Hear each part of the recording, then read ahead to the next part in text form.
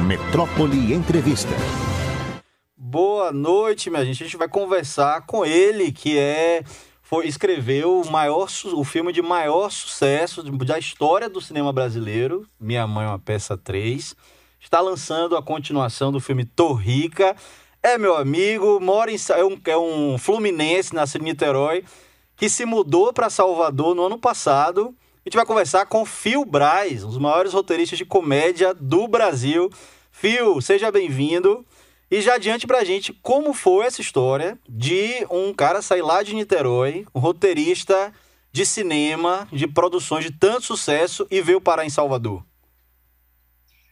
Gente, boa tarde. Obrigado pelo convite, Yuri. Menino, você sabe que... Você não sabe, eu estou em Niterói agora. Eu vim para Niterói pegar um colinho de mãe aqui. Cheguei ontem. Mas dia 12 já estou voltando para Salvador. Sábado que vem já estou aí. Menino, eu amo Salvador. O que eu posso fazer? Entendeu? Paixão, quando bate sério, entendeu? Eu conheci Salvador em 2008 e frequentei quase todos os anos, às vezes mais de uma vez por ano, indo a Salvador.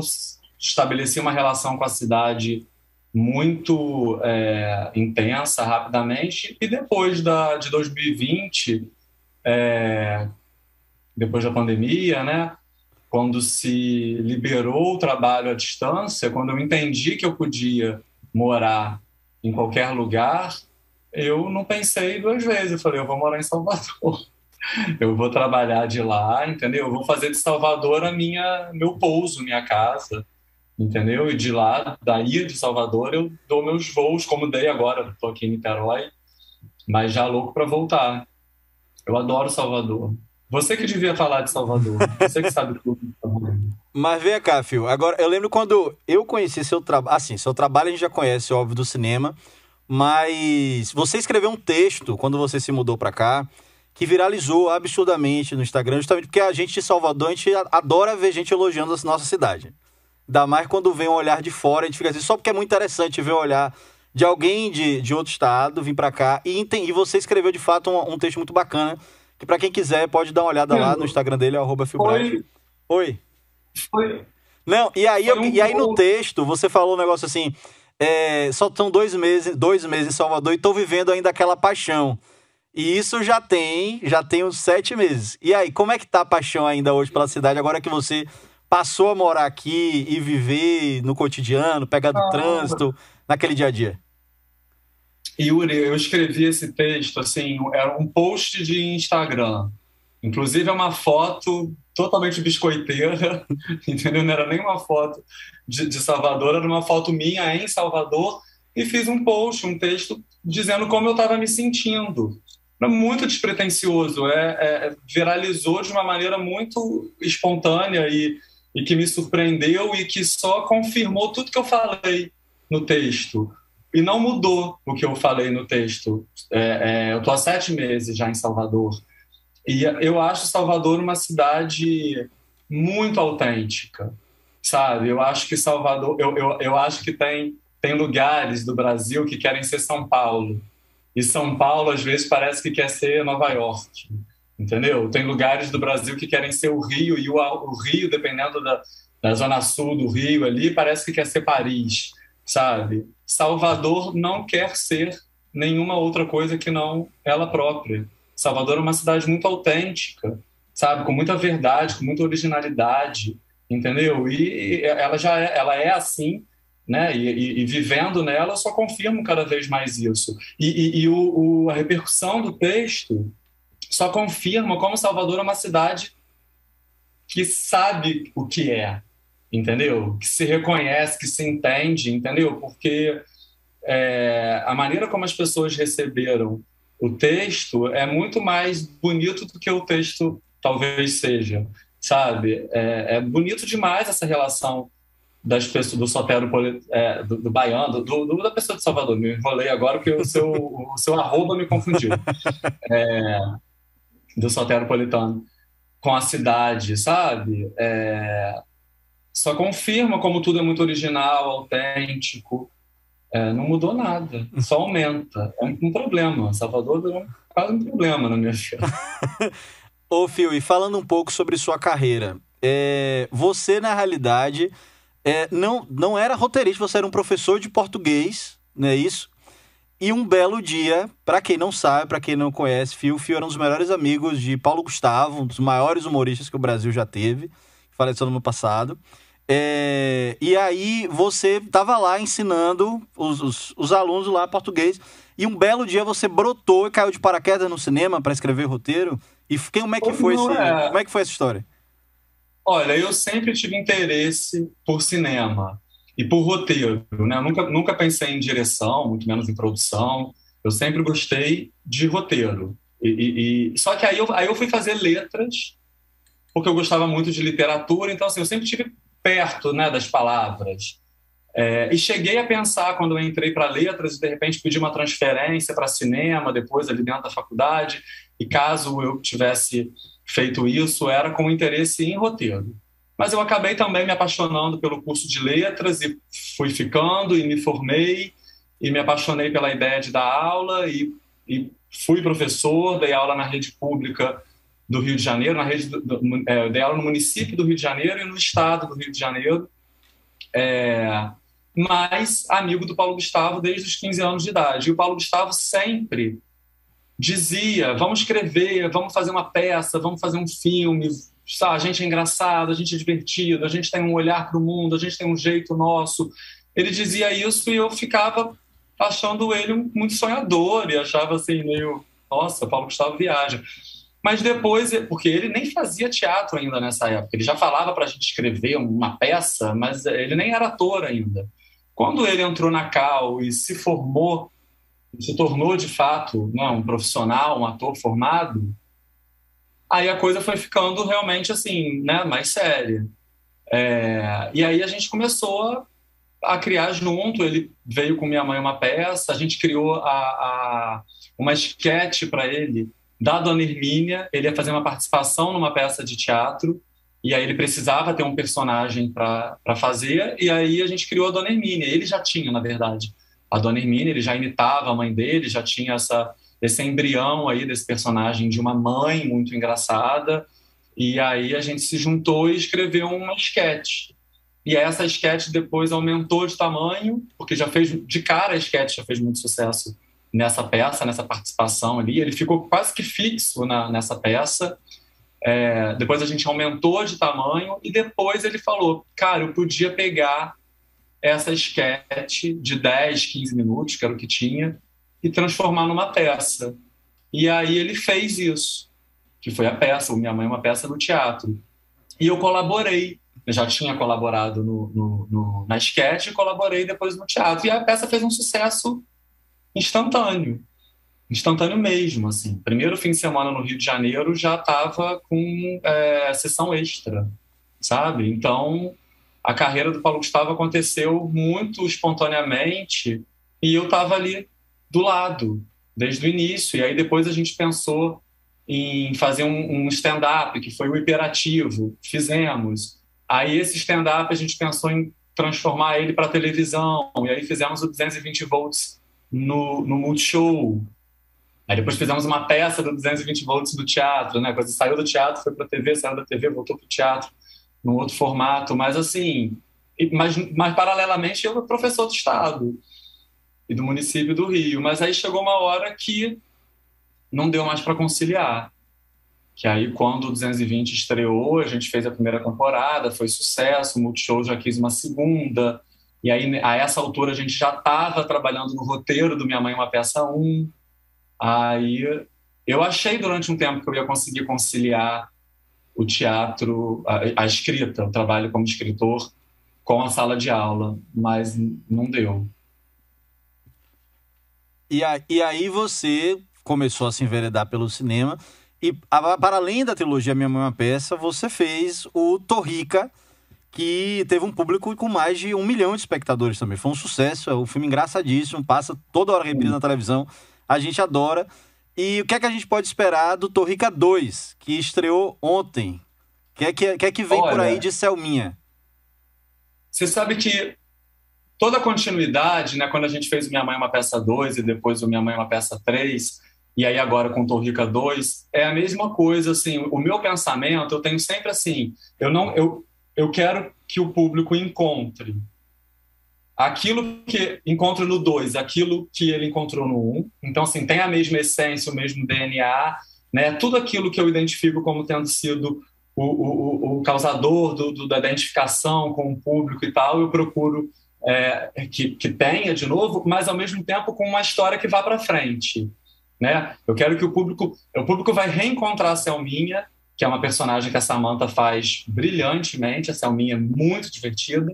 Então, assim, quem amou a Selminha no primeiro filme, a Selminha / Samantha, né, a interpretação que a Samantha dá para essa personagem, quem adorou a Selminha tá lá, sabe? Tão engraçada, tão crítica, tão atazanada quanto no primeiro, e ao mesmo tempo com uma história que não é uma repetição do primeiro, com uma história que é assim, a Selminha 4 anos depois, 5 anos depois daquela história, sabe?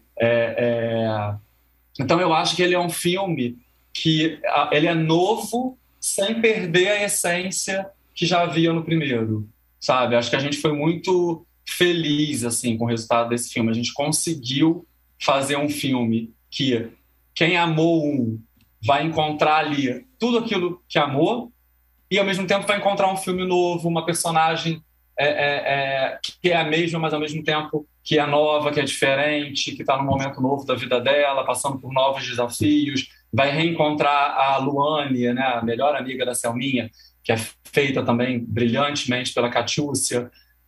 Vai reencontrar a Luane, mas ao mesmo tempo a Luane já não é mais a mesma Luane do filme 1, é uma Luane que agora vai casar, né, que está juntando dinheiro para poder casar com o Nico, que é o namorado dela. Né? Então, assim, a vida de todo mundo vai para frente. Né? Se você reencontrar um amigo seu que você não vê há 4 anos, ele já está num outro momento da vida dele. Então, com a Dona Hermínia foi assim, com a Selminha agora é assim, a gente vai reencontrar a Selminha, só que a gente vai reencontrar ela lá na frente da vida dela. Para quem não tá sabendo a sinopse do Torrica, o Torrica 1, Selminha, ela trabalhava num posto de gasolina e ela do nada herda uma fortuna de um tio que ela não conhecia, e aí ela precisa ter uma brincadeira, que ela precisa ter um desafio no testamento, que ela precisa gastar o dinheiro todo num determinado período de tempo.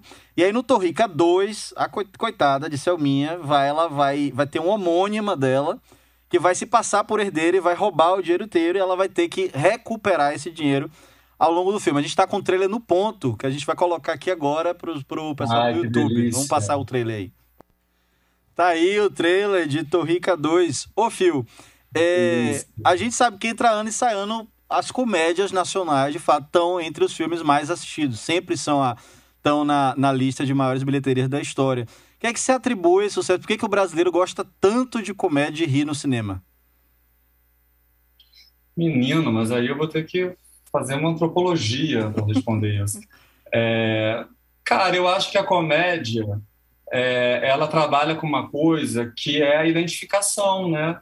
Assim, e o riso, ele não precisa de filtro, né? Porque, assim, tem filmes que às vezes a gente assiste, filmes bonitos, filmes, enfim, dramas existenciais e tal, e às vezes quando a gente está assistindo, a gente nem está gostando tanto, e depois que o filme acaba, a gente conversa com um amigo fala, poxa, aquela hora eu achei tal coisa, você lê uma crítica no jornal, e você fala, poxa, pode crer, o filme tem isso, e às vezes você vai gostando mais do filme depois, entendeu?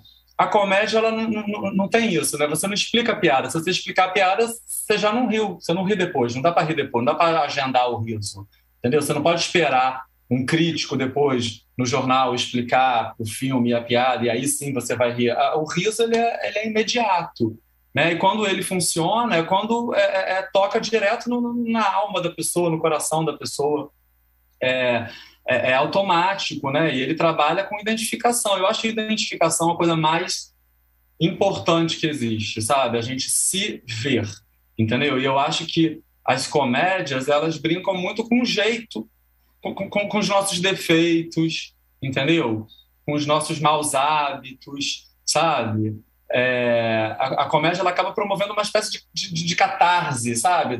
De nós mesmos, assim. A gente se vê na tela, aí a gente ri das nossas desgraças. No caso de um filme como Torrica, que fala sobre dinheiro, né? Sobre status social e status financeiro, que é uma coisa que é talvez a grande questão do Brasil, a desigualdade que a gente vive, entendeu? Então, o Torrica fala, né, dessa mudança de perspectiva de uma pessoa que é pobre, periférica, que passa uma série de dificuldades e, de repente, é alçada assim, a um patamar de privilégios que o dinheiro dá. E aí, agora, no filme 2, essa pessoa que agora conheceu essa ótica volta para aquele lugar que ela teve. Isso daí é a vida do brasileiro, né? Nós todos estamos atravessados por isso. E aí eu acho que quando a gente vê isso, assim, identifica a nós mesmos, aos nossos amigos e tudo mais, isso provoca uma satisfação muito grande. Acho que o sucesso das comédias vem muito por essa satisfação que rir de si mesmo provoca, entendeu? E pela catarse que rir de si mesmo também provoca. Ô, Fio, e como é que é o processo criativo de um roteiro de comédia? Como é que você consegue reunir essas piadas? Você tem bloquinho de anotação? Às vezes a gente vê entrevista com outros roteiristas e fala assim, não, às vezes eu vejo uma situação muito engraçada, eu anoto num papelzinho, num bloquinho, guardo ali para usar no futuro projeto. E durante o processo, às vezes você escreveu uma piada ali que na hora da gravação não funcionou e aí você decide tirar. Conta mais ou menos como é que é essa... Porque tem filmes que são tão engraçados, mas assim, não é possível que isso não foi improviso, não é possível que... Como é que a galera pensou isso durante a filmagem? Que parece que às vezes saiu ali no meio da gravação que veio a piada. Como é que você faz isso nos filmes? Olha, essa sensação é o sucesso do trabalho, né? Porque se a piada parece que está decorada e tudo mais, é porque o texto é muito ruim e o ator pior ainda. Entendeu? Então, assim, quando o texto tá direitinho e o ator, a atriz são bons, né? Sempre a gente vai ter essa sensação de que aquilo foi espontâneo, né? De que o personagem tá falando aquilo ali na hora, né? Os atores com quem eu mais trabalhei, né? O Paulo Gustavo, a Samantha, o Marquinhos, são atores que não gostam de improviso. A Samantha tem uma coisa que ela faz uns trocadilhos que são geniais. Ela faz isso o tempo inteiro. Se você sair para jantar com a Samantha, ao longo da noite ela vai fazer uns 10 trocadilhos muito geniais. Então, assim, se você vir algum trocadilho, por exemplo, no filme 1 tem um que ficou muito famoso. Ela estava dançando assim numa lixeira. E aí ela fala, tô sensualizando no lixo, sensualixando. Ela, sabe, criou essa palavra nova, sensualixar, sabe? Aí é Samantha. Se você vira esse tipo de coisa, é improviso da Samantha.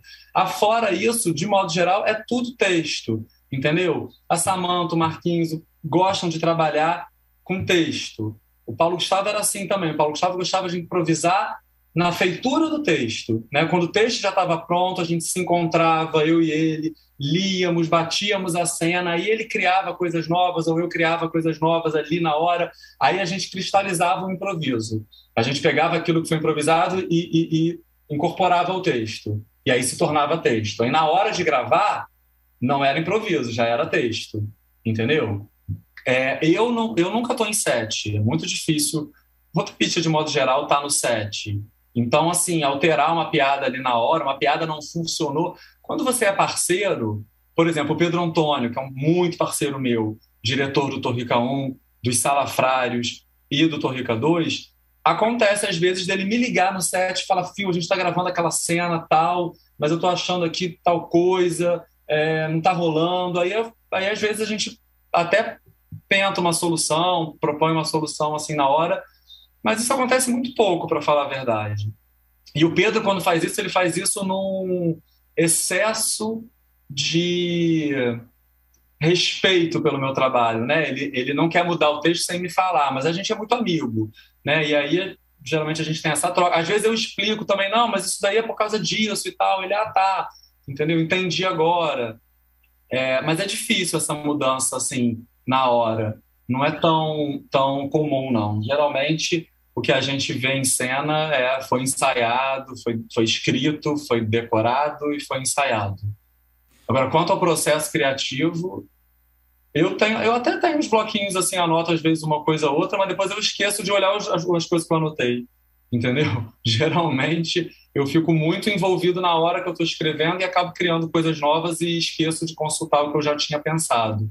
Mas o que acontece muito comigo é que eu não faço muitos projetos por vez. Eu tendo a fazer uma coisa por vez. Então, se eu estou escrevendo Torrica 2, eu estou só fazendo isso. Se vier a ter um Torrica 3, vai ser algum momento que eu vou parar minha vida e vou ficar só pensando o que pode acontecer com a Selminha, o que pode acontecer mais, como é que seria um terceiro filme. E aí eu fico muito mergulhado nisso. E aí parece que eu saio na rua, eu vou no mercado, eu converso com amigos e todos os assuntos, no fundo, eu estou pensando sobre a história do filme que eu estou bolando. E aí eu fico anotando muita coisa, mas quando eu estou realmente no processo de escrever. Quando eu não estou, se eu não estou escrevendo nada, criando nada, eu também não estou anotando nada. Entendi, Phil. Infelizmente o papo está acabando aqui com a gente por causa do horário, mas só uma última pergunta. Você acha que depois da pandemia, durante a pandemia, óbvio, os serviços de streaming explodiram, já eram fenômenos, agora estão cada vez mais populares. Você acha que ainda é possível o cinema nacional atingir os números que ele estava atingindo há 4, 5 anos atrás, com o processo que a gente está vendo hoje, para além da pandemia, que a gente sabe que tem gente que realmente não está indo para o cinema, mas ou os streamers realmente vieram para ficar e roubaram o protagonismo de vez do cinema? Não, tá, entendi sua pergunta agora. Eu acho que no momento atual que nós estamos, é muito difícil que os filmes nacionais atinjam números que atingiram, num passado recente até. Mas não acho que seja por conta do streaming. Eu acho que o público gosta de ir ao cinema. Eu acho que a gente está até muito carente de eventos sociais, de experiências coletivas, entendeu? Eu, por exemplo, estou louco, eu já falei com a minha família aqui para a gente ir todo mundo junto para o cinema, sabe? Esse programinha, e vai eu, minha mãe, minha irmã, minhas sobrinhas e tal, a gente ir junto assistir o Torrica. Eu acho que as pessoas gostam disso e querem fazer isso, mas a gente está num momento que ainda tem uma pandemia, ainda tem gente muito assustada, não sem razão, e eu acho que também a gente está num momento de crise, o Brasil está num momento difícil, né? É engraçado porque uma amiga estava me falando sobre o Twitter, sobre o Torrica no Twitter, e me contando que as coisas que ela mais vê no Twitter sobre o Torrica, primeiro caramba, quero ver, ouvi, adorei e tal, não sei o quê. A segunda coisa nossa, queria muito ver, mas não vou, tô sem dinheiro, não dá para mim, vou esperar.